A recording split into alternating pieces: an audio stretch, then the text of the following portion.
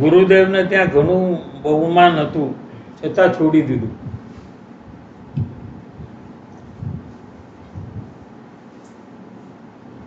उन्नीस 70 में उन्होंने दीक्षा ली थी और 91 में छोड़ा.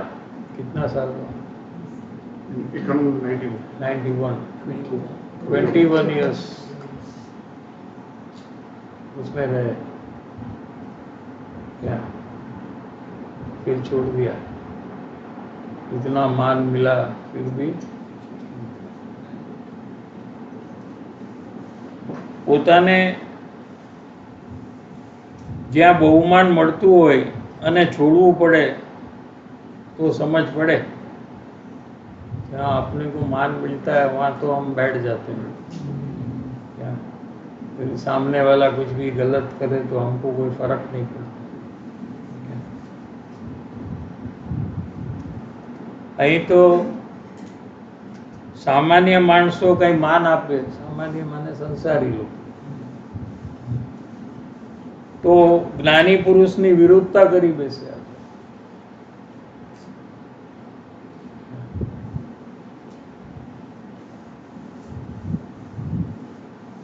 જરાક માન મળે તો સતનો પણ વિરોધ કરી નાખે. जिसके पास कोई माल नहीं है, जिसके पास तत्व नहीं है, सच्ची बात नहीं है, वो तो मान देकर लोगों को पकड़ रखेंगे. क्योंकि मान तो सबको चाहिए कि तुम बहुत तपस्या करते हो, तुम्हारा तो मोक्ष हो ही जाएगा. हाँ, ऐसा कुछ कहे कि इतना दान दो तो इतना पुण्य मिलेगा, इतना दान, तो ये सब कहे तो लोगों को अच्छा लगता है. क्या सस्ते में सब पूरा काम हो जाता है. और वहाँ थोड़ा मान मिले, क्या कहते हैं वो, संगपति. संगपति होता है.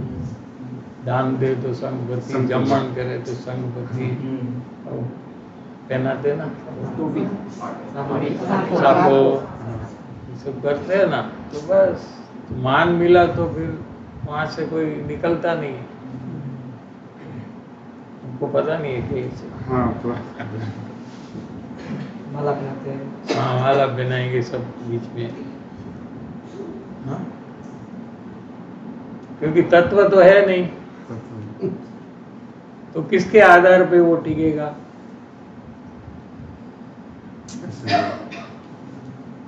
समझ में आ रहा है कि नहीं? हाँ, तो फिर मान देगा तो खत्म.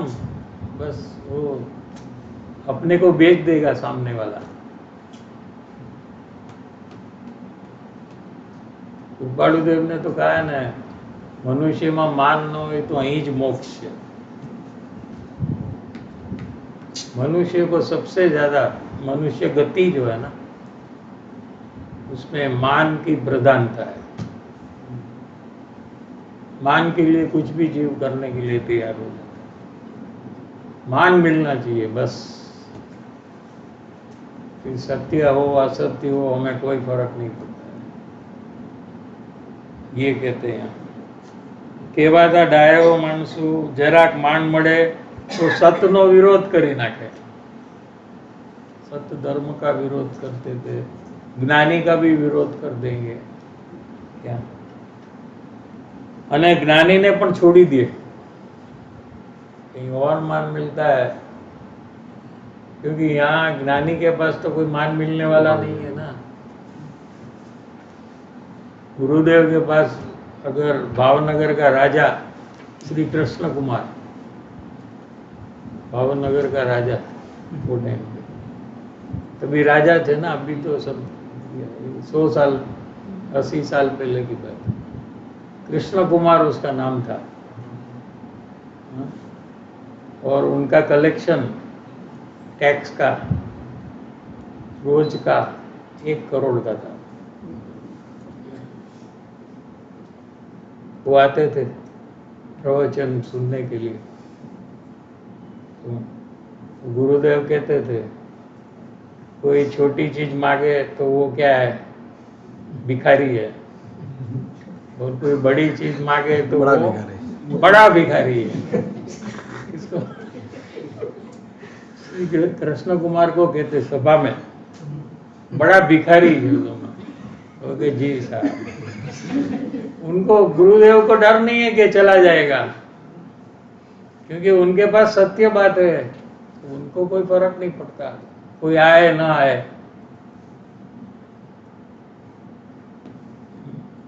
गांधी जी उनके प्रवचन में आए एक, ये आपको दूसरा एग्जांपल। 1939 राजकोट आत्मसिद्धि शास्त्र का प्रवचन, उसमें लिखा है आज ये गांधी जी आया हुआ था। अब देखना अपने पास तो गुरुदेव का प्रवचन है ना, मैं ऊपर में लिखा है आज ये गांधी जी आया हुआ था।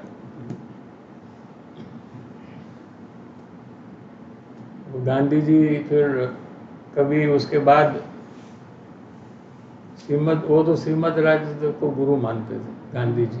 3 गुरु थे उनके, उसमें एक श्रीमद राजचंद्र थे, दूसरे 2 फॉरेन के हैं।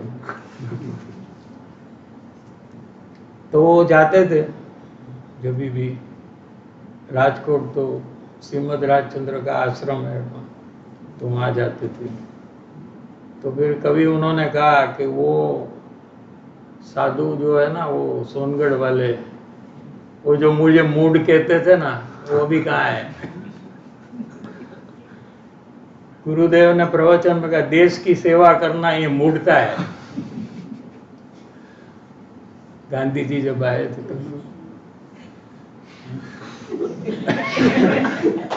देश की सेवा करना ये मूढ़ता है। मूड मूड पागल, तो अपना काम करो, ये क्या करते हो।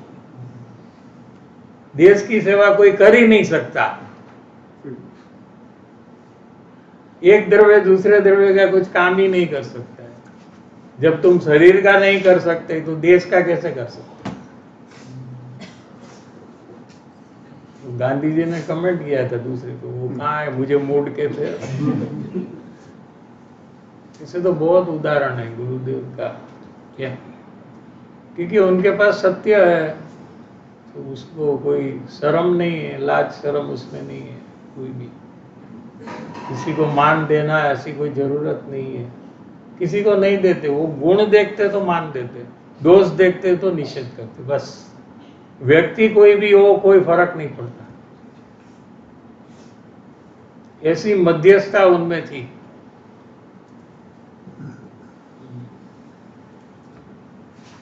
ऐसा समझकर मुमुक्षु को ये नहीं करना चाहिए। अभी आपको भी कि गुरुदेव करते हैं तो मैं भी करूंगा। अभी कहीं दोष देखा तो चिल्लाऊंगा ऐसा जोर से। नहीं, तू नहीं करना, क्योंकि तेरे में दोष दृष्टि है। क्या? हाँ, तेरे को नहीं करना। वो गुरुदेव जब दोष का निषेध करते हैं तो कभी कभी कैसे करते मालूम है? भगवान प्रभु तने आ नो शोभे, तू એને ભગવાન જોવે છે ગુરુદેવ, તારું કામ નહીં નિષેધ। प्रभु तने आ नो शोभे, वो उनको तो प्रभु देखते हैं, फिर भी दोष का पूरा निषेध करते हैं। अपन तो खाली दोष ही देखते हैं, आत्मा है अंदर में, वो तो देखते ही नहीं ना। एक दोष का निषेध में पूरे पूरे आत्मा का निषेध कर लेते ना। हाँ, गुरुदेव जब निषेध करते दोष का, वही समय में उनको भाने कि ये परमात्मा है। ये ज्ञानी का परिणमन अलग है, वही तो कहना चाहते हैं। ज्ञानी को सब जीव परमात्मा स्वरूप ही लगते हैं, फिर भी उसका दोष का निषेध करते हैं। ये कहा ना, बड़को करे ये अत्यंत करुणा के कारण से ऐसा होता है।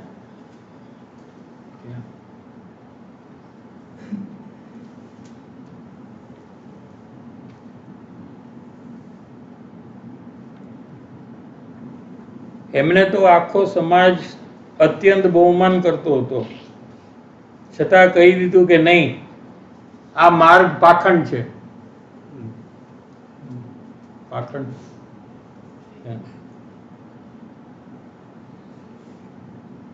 ધર્મના નામે ખોટું આચરણ ને પાખંડ કહેવાય। नाम दे धर्म और अंदर में सब विपरीतता हो, तो ऐसा कह दिया उन्होंने कि ये पाखंड। ऐसा नहीं कहा कि मैं इतने साल से इसमें हूँ, मुझे सब लाखों करोड़ों श्लोक का ज्ञान है। गलत है, वो गलत है।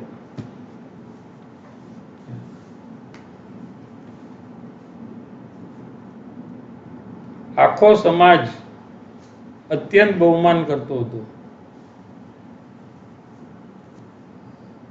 છતાં કીધું કે આ પાખંડ છે, માર્ગ જ ખોટો છે, આ માર્ગ આ જૈન નથી, આ અજૈન છે।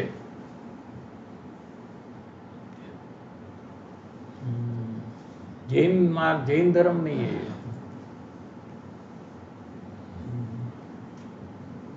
एक गजबनी ताकत છે, એ અસાધારણ તાકાત છે અને એ માનતા પણ એવી જ છે। गुरुदेव का उदाहरण दिया, मध्यस्थता कैसी रहती है ज्ञानी को, ये विषय यहाँ दिखाया। सरलता नेक्स्ट पॉइंट है, जो सम्यक दर्शन प्राप्त करने के लिए जीव को अंदर में सरलता प्रयत्न पूर्वक प्रकट करनी चाहिए। असरलता के संस्कार अंदर में है, उसको मिटाना चाहिए, छोड़ देना चाहिए, उसका निषेध होना चाहिए। क्या सरलता पण ये छे कि पूर्वे ग्रहेलू मूकी दे, ये पारमार्थिक सरलता छे। अभी सरलता के दो भेद करते हैं। सरलता माने क्या समझे? Straight forward. मन में जो है वही वाणी में हो और वर्तन में भी हुई हो, तीनों की एकता, ये सरलता। मन में कुछ है, बोलता है कुछ दूसरा और काम करता है तीसरा, ऐसा होता है ना? नहीं, ये असरलता है। तीनों की एकता, जैसा मन में है ऐसा वाणी में है और ऐसा वर्तन में है। ठीक है ना? ये दूसरे के संबंधी हुआ। क्या ये एक प्रकार है सर? क्या वो व्यवहार सरलता है। ये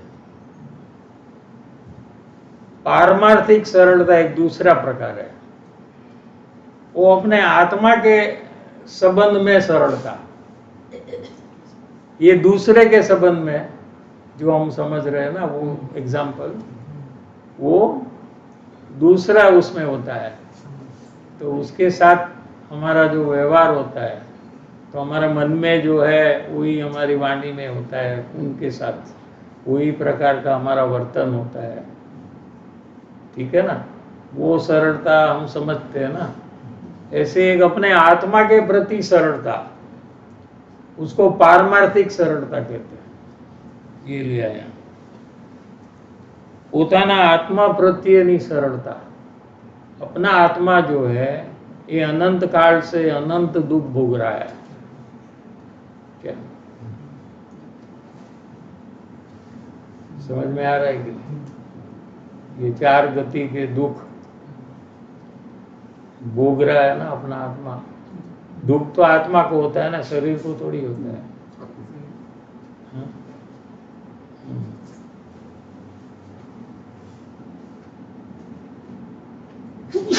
इसकी दया आना, ये दूसरे की दया आती है ना आपको, कीड़ी की, चींटी चींटी की, हाँ, कोई अन्य जीव की आती है ना, कोई मर जाए नहीं, इसमें हम सावधान रहते हैं ना, जीव हिंसा न हो, वो दया है ना, उसको क्या कहते हैं, दया कहते हैं ना। हाँ, हाँ, कुछ हो जाए अनजाने में तो तकलीफ होती है, अरे वे मैंने क्यों चींटी के ऊपर पांव रख दिया। हाँ, होता है ना, पता नहीं रख दिया तो पांव के नीचे 25-50 चींटी मर गई। वो मिठाई का टुकड़ा रहता है तो 25-50 चींटी उसके ऊपर रहती है, ऐसे ही चलते उसके ऊपर, तो कोई आपको कहता है क्या कर रहे देखो, तो तकलीफ होती है, अरे यार इतने जीव की हिंसा की। वो दया है, लेकिन अपने आत्मा की दया नहीं आ रही है उसको। अपने आत्मा को नरक में इतना दुख का भोगोटा करना पड़ता है, करोड़ों अब्जों साल, 24 घंटे दुख, ऐसे भाव करना जिस भाव से वो नरक में जाए, जिस भाव से वो तिर्यंच गति में जाए, अपने आत्मा की दया नहीं है उसको। ये निश्चय दया है, सच्ची दया ये है। ये जिसको दया है उसको वो तो होगी क्या, जिसको अपने आत्मा को दुख से छुड़वाने की दया आई है अपने आत्मा की, कि अपने आत्मा को सर्व दुख से मैं छुड़वाऊं क्या, उसको पर की दया तो आएगी, उसमें कुछ है ही नहीं।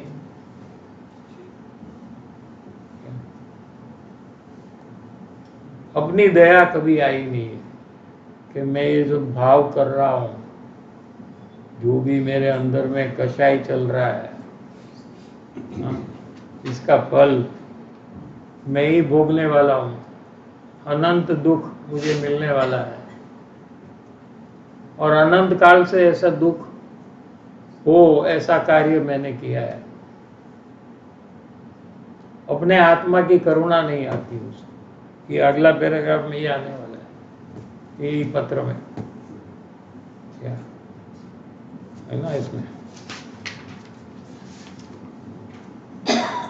अनंत जन्म मरण करी चुकेला आ आत्मानी करुणा दया તેવા અધિકારીને ઉત્પન્ન થાય છે। કેવા અધિકારીને, જેમાં ઉપર 4 ગુણ કીધા ને એવા ને, जिसमें विशालता, विशाल बुद्धि हो, मध्यस्थता हो, सरलता हो और जितेंद्रीय बनो, जिसने प्रयास पूर्वक अपने आत्मा में डेवलप किया है, यानी कि अभी वो उसमें विशाल बुद्धि आ गई है, मध्यस्थ हो गया है, सरलता आ गई है, और जितेंद्रीय बना, इंद्रिय के विषय को जिसने जीत लिया है, क्या मुमुक्षु की भूमिका वाला। वैसे तो ज्ञानी ने जीत लिया है, उसको जितेंद्रीय कहते हैं। समय सार 31 नंबर की गाथा में लिया है कि ज्ञानी है, जितेंद्रीय जिन है, लेकिन मुमुक्षु दशा में ये प्रयत्न चालू हो जाता है क्या, અને તે જ કર્મ મુક્ત થવાનો जिज्ञासु કહી શકાય છે। कोई सब कर्म से छुड़कर मोक्ष की प्राप्ति करेगा। टाइम हो गया।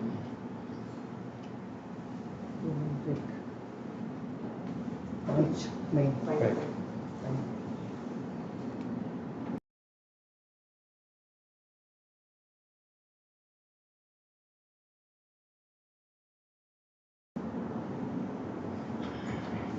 આપણે આપણે જે મધ્યસ્થતાની વાત કરી એમાં આપણે ગુરુદેવના એક્ઝામ્પલ લીધા જ્ઞાનીના.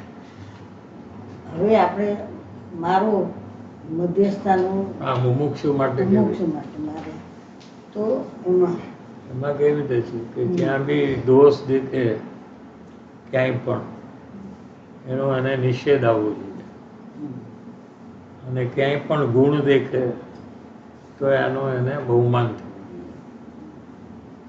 થવું. એટલે કેવી રીતે છે કે કોઈ દોષ જુએ પછી ઈ દોષ આપણો કોઈ જ્યાં ફેમિલી મેમ્બર હોય તો આપણે એનો નિષેધ કરી છે કે નહીં એ જોવાનું. બીજા કરે તો નિષેધ આપણને આવે દોષ, પણ એ દોષ આપણે કરીએ તો આપણને એનો નિષેધ આવવો જોઈએ. હું કેમ આમ કરું છું?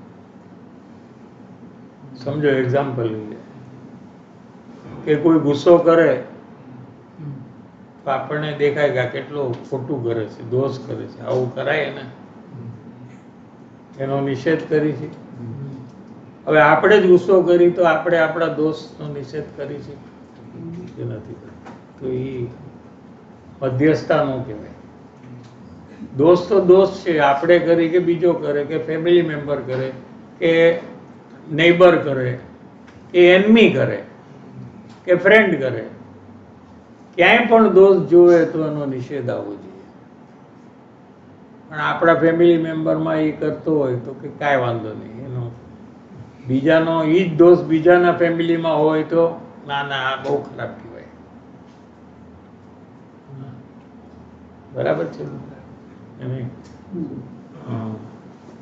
આપણે કંઈક સારું કરીએ એટલે ગુણ, સારું કરીએ તો આપણે આપણા ગુણના વખાણ કરીએ. मैं आ કર્યું, मैंने ये किया, मैंने वो अच्छा किया, सबको कहते फिरते हैं. कहेंगे कि नहीं? कि छुपा देंगे? हाँ, कहेंगे ना. लेकिन दूसरा कोई यही काम करता है जो आपने किया, तो कब क्यों नहीं सबको कहते हो?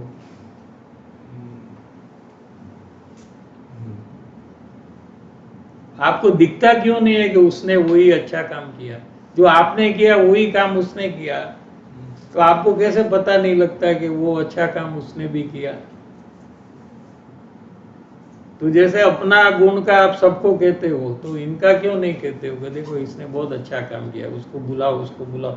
जितने लोग आपने कहा था अपने लिए, उतने लोग दूसरे के लिए क्यों नहीं कहा? ये प्रश्न है. समझ रहे? हाँ.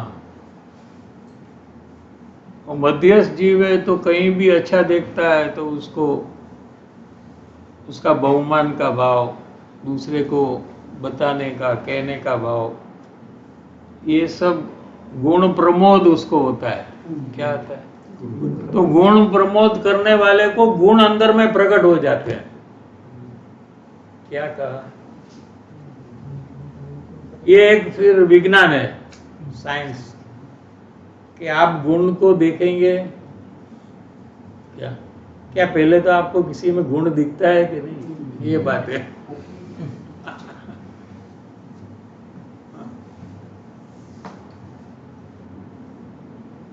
ये पहला तो प्रश्न यहाँ था, किसी में गुण ही नहीं दिखता है, सब में दोष ही दिखता है.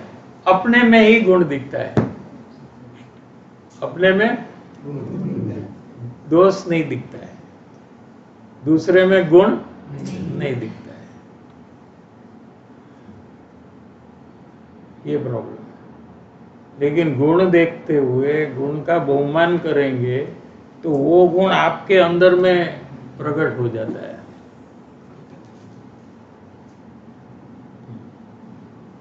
तो सबके गुण देखना और उसको कहना, दूसरे को कहना, ये हमारा प्रयास मुमुक्षु का होना चाहिए. ये मध्यस्थता है मुमुक्षु की. अच्छा प्रश्न है. तो ज्ञानी का चला, ठीक है, अभी तो मुमुक्षु का गुण प्रमोद होना और दोष का निषेध होना। कोई भी दोष करे उसका निषेध, और निषेध करने में भी विवेक होना चाहिए। क्या कभी अंदर से निषेध हो जाता है दोष का, लेकिन कहना नहीं करना चाहिए। क्या लेकिन अंदर में निषेध हुए बिना रहना नहीं चाहिए। ये गलत है, वो गलत है, बस खत्म। कि कोई करे वो गलत तो गलत ही है। अपने अंदर में निषेध आना चाहिए, और गुण देखे तो गुण को कहना चाहिए, क्योंकि उसमें कोई प्रॉब्लम नहीं है। दोष कहने में थोड़ा प्रॉब्लम हो जाता है, सामने वाला सुनने के लिए तैयार नहीं है अपना दोष, इसलिए थोड़ा विवेक करना पड़ता है।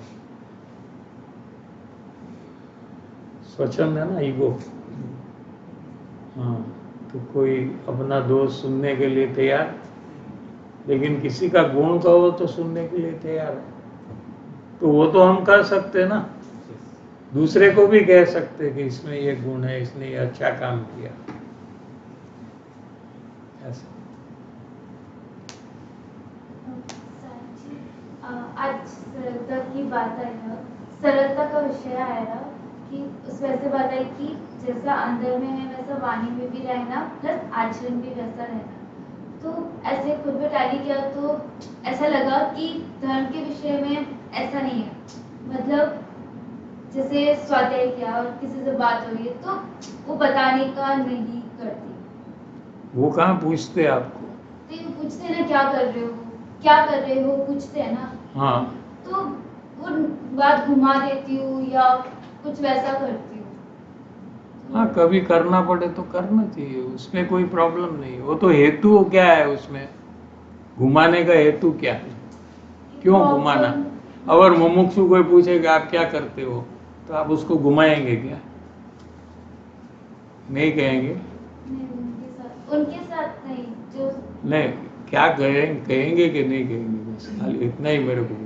फिर से मुमुक्षु ने कहा आप क्या करते थे, हाँ, तो आप क्या कहेंगे? घुमाएंगे उसको, तो क्या कहेंगे? जो है वैसा। क्या क्या है? यानी जैसे स्वाध्याय कर रहे हैं तो वैसा बता हाँ, देते सही हैं। है। अभी दूसरे को नहीं कहेंगे तो उसमें आपका कोई रीजन है ना, वो क्या रीजन है? कि वो सही होना चाहिए, वो रीजन सही होना चाहिए, तो चलता है। क्या रीजन है?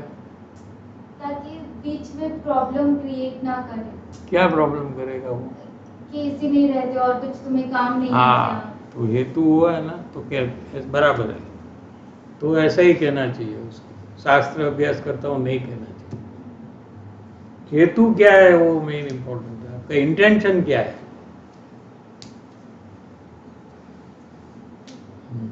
और साची 2 या 3 सत्संग पहले एक बात आई थी कि जब निर्विकल्प अतिज्ञानंद का अनुभव होता है तब राग की उत्पत्ति नहीं होती है, ऐसी बात आई थी।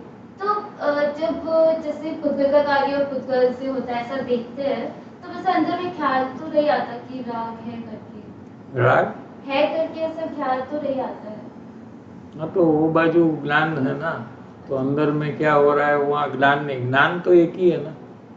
वहाँ काम कर रहा है तो यहाँ काम नहीं करता है, यहाँ करेगा तो वहाँ नहीं करता है। जैसे आप आँख से देखते हो, कान से सुनते हो, जीभ से चखते हो, लेकिन ज्ञान तो अंदर में एक ही है। वो एकदम फास्ट अंदर में ऐसा ऐसा जा रहा है, तभी वो एक साथ कर रहा है ऐसे लग रहा है उसको। तो ज्ञान जहाँ है वही चीज आप जानेंगे। तो आप पुद्गल को देख रहे हैं तो पुद्गल आपको दिखाई देगा। वो समय में आपके अंदर में राग हो रहा है, ज्ञान हो रहा है, वो सब आपको थोड़ी दिखाई देगा।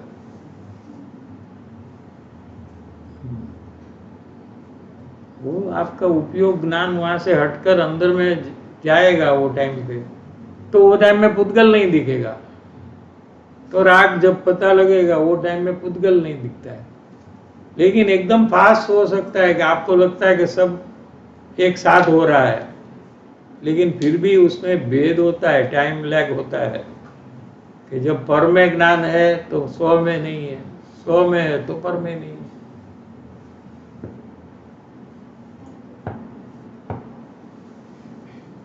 लेकिन वो पकड़ नहीं सकते आप, क्योंकि केवड़ी भगवान नहीं वो पकड़ सकते, एकदम सूक्ष्म है वो, एकदम फास्ट चलता है। अभी आप बात भी करते हो, सोचते भी हो, तो ज्ञान वहाँ चला जाता है, तो बोर्ड समय में जो यहाँ बात आ रही है वो कट हो रही है, लेकिन इतना फास्ट आप कर रहे हैं कि जैसे आप सुन भी रहे हो, सोच भी रहे हो, ये सब एक साथ हो रहा है, ऐसा आपको अनुभव हो रहा है, लेकिन उसमें गैप तो है ही।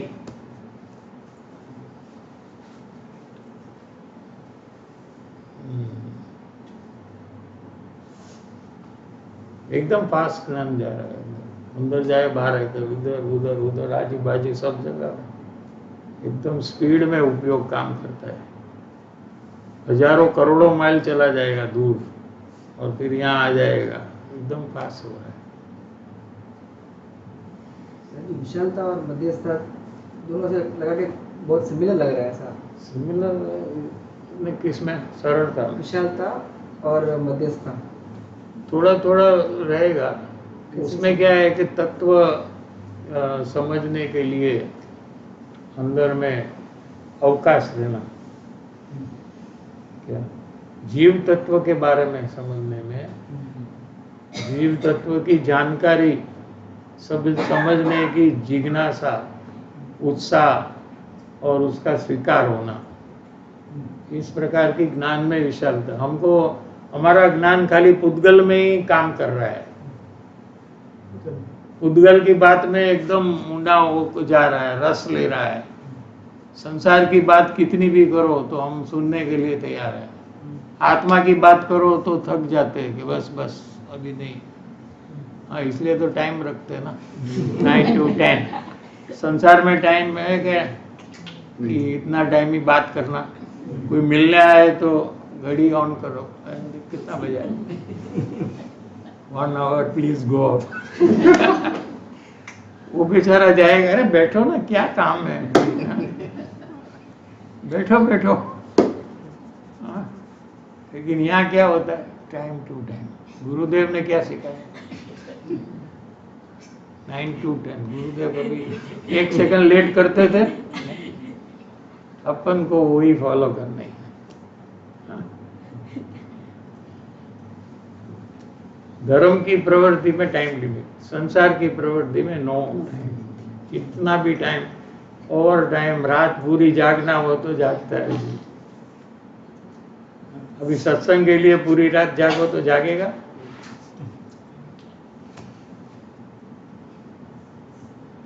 यही तो विशाल बुद्धि है, तो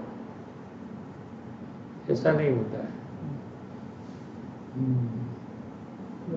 संसार की बात में कितना रस, कोई टाइम का हिसाब नहीं है, कहीं भी खाने में, घूमने में, कि इतना टाइम में वापस आ जाना घूम कर, किसी में भी टाइम लिमिट नहीं है। शॉपिंग में आधा घंटा बाहर निकल जाओ, मेरा टाइम हो गया, तेरे को कपड़ा देना है तो दे, मैं जा रहा।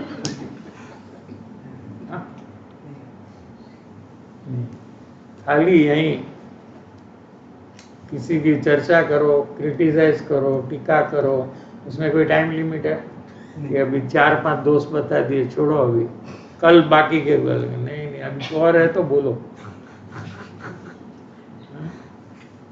किसी में टाइम लिमिट नहीं है, खाली एक सत्संग, शास्त्र अभ्यास, इस सब में टाइम लिमिट।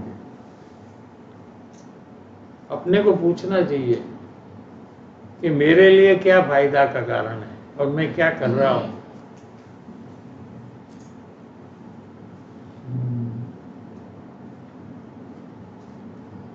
आज बात आई कि मान के कारण सत्पुरुष से भी दूर हो हाँ, तो इसमें से बचने के लिए क्या करना? ईगो कम होना चाहिए। ईगो है ना, वो तो मान कहो कि ईगो कहो कि स्वतंत्र, सब एक ही है। ओके, वो बड़ा ही रहता है, वो ऑप्टिमम लेवल रहता है। क्या मान है ना, कि ऑप्टिमम माने Maximum. The best level. Optimum is best, not high. The best level कैसे रहता है आपका? मेंटेनेंस कैसे हो रहा है ऑप्टिमम? क्योंकि आप दोस्त देखते रहते हो तो ऑप्टिमम लेवल में रहता है. ठीक है ना? हाँ. तो आप किसी की बात नहीं मानते फिर. जब ये लेवल होता है ना ऑप्टिमम, तो आप फिर किसी की बात नहीं मानेंगे, अपनी मर्जी के अनुसार सब करेंगे. फिर उसमें देवगुरु शास्त्र भी आ गए, भगवान भी आ गए.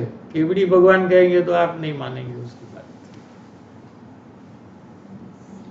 ठीक है? तो इसको कैसे नीचे लाना? गुण देखना, कहना, तो ये ऑटोमेटिक नीचे आ जाएगा. आपका ईगो डाउन होगा तो सच्ची बात आएगी तो आप मानेंगे. क्या? नहीं तो आपको आपकी बात ही सच्ची लगेगी. ये फर्क है. मैं ही सच्चा हूं, सामने कोई भी कुछ भी कहे ना, मेरे को कोई फर्क नहीं पड़ता. तो गुण देखने से वो टाइम में दोष देखना नहीं हो सकता. देखो इसमें भी एक ही कर सकते हैं आप, जैसा वहां कहा ना उपयोग. इसमें जब आप गुण देखते हैं उतना टाइम तो आप दोष देख ही नहीं सकते हो. तो गुण देखने से आपका ईगो सीधा डाउन होता है. और दूसरा प्रकार है देव गुरु शास्त्र की भक्ति. ये भी एक प्रकार है. इससे सब आपका ईगो कम होता है. कृपालुदेव तो कहते हैं भक्ति वाले को जल्दी मोक्ष हो जाता है, शास्त्र ज्ञान वाले को नहीं होता है. लेकिन हमारा फोकस किसके ऊपर है? शास्त्र ज्ञान. हमको सब जानना है, सब समझना है. क्या कृपालुदेव ने 263 पत्रांक में कहा है કે ભક્તિ વગર જ્ઞાનની શું કિંમત છે? કોઈ કામનું નથી.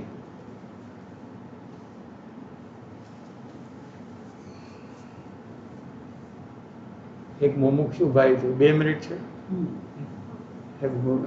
खिमजी भाई उनका नाम था. 263 पत्र उनको लिखा है.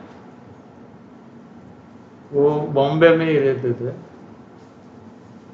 और रोज कृपालु देव के साथ सत्संग करते थे उनकी ऑफिस में.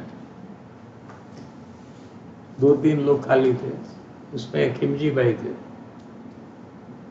तो कृपालु देव जब बारगाम चले जाएंगे तो उनका सत्संग बंद हो जाएगा, तो फिर लेटर लिखते. तो एक बार लेटर लिखा कि તમારો વિરહ છે અહીંયા तो माराથી सहन न थતું. मुझे सहन नहीं हो रहा है कि आपका समागम नहीं, आप यहाँ नहीं हो. तो कृपालुदेव ने यह शब्द लिखा है कि आपने ऐसा लिखा है कि वियोगना तापना विरहથી आपनो तकलीफ થાય છે. उनको कृपालुदेव ने ये लिखा है कि आपको मेरा विरह है क्योंकि आपको जिनवाणी संबंधी बात जाननी है मेरे से. तो ये जानना क्या काम का जब आपको भक्ति नहीं है? भक्ति वगैरह ये ज्ञान शून्य है. कि ऐसा लिखा. अपन को तो उनको बहुमान कर देंगे. हाँ तकलीफ है नानी के विरह में इनको. हाँ? तकलीफ है इतनी, हमको तो कुछ नहीं हो रहा है, इनको तो तकलीफ हो रही है. लेकिन उनको तकलीफ क्यों हो रही है? कि उनको तत्व का समाधान नहीं हो रहा है. तो उनको प्रश्न का समाधान चाहिए कृपालु देव से. वो उसके लिए उनको तकलीफ हो रही है कि मेरा ये सब प्रश्न है, उसका समाधान अभी नहीं है क्योंकि आप नहीं हो यहाँ. तो कृपालु देव को उनका महिमा करना चाहिए ना आपके हिसाब से, एकदम कठोरता से कि नहीं, कोई नहीं, कुछ काम का नहीं है, आपको भक्ति के बिना ज्ञान शून्य है। क्या काम था एम पीरू शू काम नु आ वो पत्र आप पढ़िए बहुत अच्छा है 263 तो सर उसका एंड थी राज हृदय में प्रवचन है।